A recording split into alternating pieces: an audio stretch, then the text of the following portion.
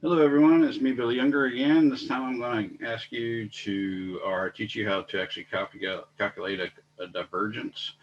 We have talked about cross products and dot products. We've also calculated a gradient, which is a differential operator. So now I'm going to show you how to apply that differential operator in a couple different ways. In this case, I'm going to talk about divergence, and then in the next video, I'll talk about the curl.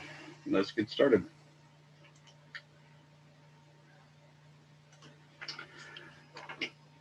So if you imagine you might have a vector field, and that vector field might be a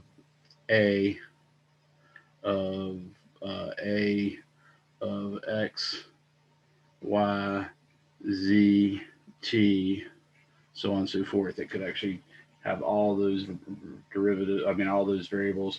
Uh, then you might want to compute this thing called the divergence. And the divergence is, in some sense, a measure of how a vector field tends to propagate outward to diverge from a single point, whereas the curl is a measure of how it tends to the field tends to wrap around a single point. So in this case, we're going to calculate the divergence, and the divergence is written as del dot a, where del is defined to be that operator we talked about before, I hat partial with respect to x plus j hat partial with respect to y plus k hat partial with respect to z. This is an operator, and it's only meant to exist to the left of something so that then these things will hit the individual items. So what we want to do is calculate that. It will come in handy if I sometimes use this notation.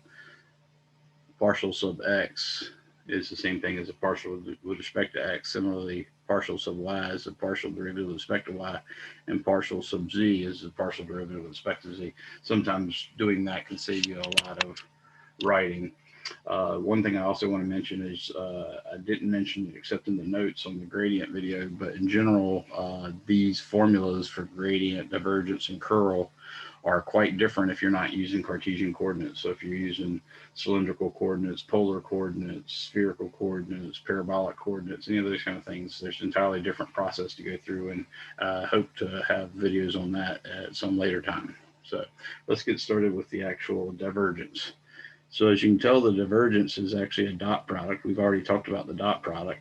So what you're going to imagine is I hat partial with respect to x plus j hat partial with respect to y plus k hat partial with respect to z dotted with a x I hat plus a y j hat plus a z k hat. And again, these individual components could be functions of x, y, z, and t, or any other thing. The main thing here is what we're going to do is we're going to allow this using a distributive property.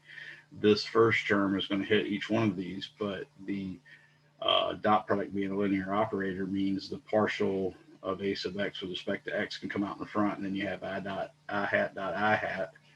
Also, you can have partial of a sub y with respect to x come out in the front, and you'd have I hat dot j hat, and the partial with respect to x of a sub z times I hat dot k hat. As you know, I hat dot I hat is one, j hat dot j hat is one, k hat dot k hat is one, and I hat dot j hat or I hat dot k hat or j hat dot k hat are in the reverse order are all zero. So when I actually do that, all that's going to remain is just like when we had the dot product, we're going to have the partial of a sub x with respect to x plus the partial of a sub y with respect to y plus the partial of a sub z with respect to z. Notice how that is in fact just a scalar. There's no I hats, j hats, or k hats in there. That's exactly what it's supposed to be. And you might even abbreviate it by partial sub x ax plus partial sub y ay plus partial sub z az. That's it. That's the divergence. If you wanted to calculate one, you might try, for instance, Newton's law of gravity, where instead of using r, you use r is equal to the square root of x squared plus y squared plus z squared. You can calculate that. That's a very simple example of vector field. You can also do Coulomb's law, which is 1 over 4 pi epsilon naught times times q1 times q2 over r squared again, but again using r in the form of the square root of x squared plus y squared plus z squared. Those are typical divergences that you often calculate. So hopefully that'll help you.